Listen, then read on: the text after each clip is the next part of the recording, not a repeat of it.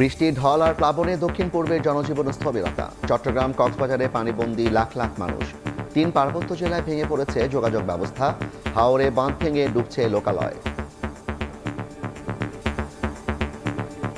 বাঙ্গা বেচতে বেচতে মনে হয় অন্তত 150 থেকে 200 হাজার টাকা বাঙ্গা। চুলা জ্বলতেছে না, অবস্থা খুব খারাপ।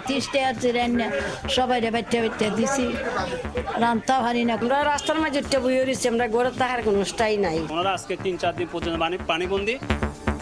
দুর্গতদের পাশে সরকার, পৌঁছে গেছে 2500 মেট্রিক টন চাল। প্রধানমন্ত্রীর ত্রাণ তহবিল থেকে 2,15,00,000 টাকা সহায়তা। প্রধানমন্ত্রী স্বল্প সময়ের ভেতরে 2,15,00,000 টাকা নগদ অর্থ সহায়তা দিয়েছেন।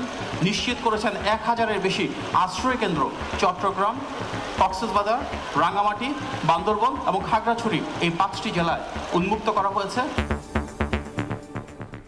দেখছিলেন প্রধান শিরোনাম। দুপুরের সময়ে সঙ্গে আছি আমি জাফর সাদিক।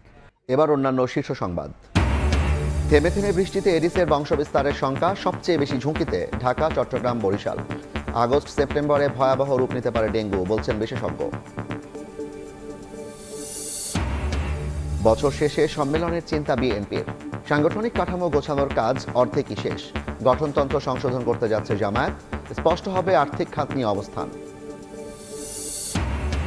শাহজালালের তৃতীয় টার্মিনাল পরিচালনায় 15 নয় 27% লভ্যাংশ পাবে বাংলাদেশ। জাপানের সঙ্গে চুক্তির পথে সরকার। লাভজনক, বলছেন বিমান প্রতিমন্ত্রী।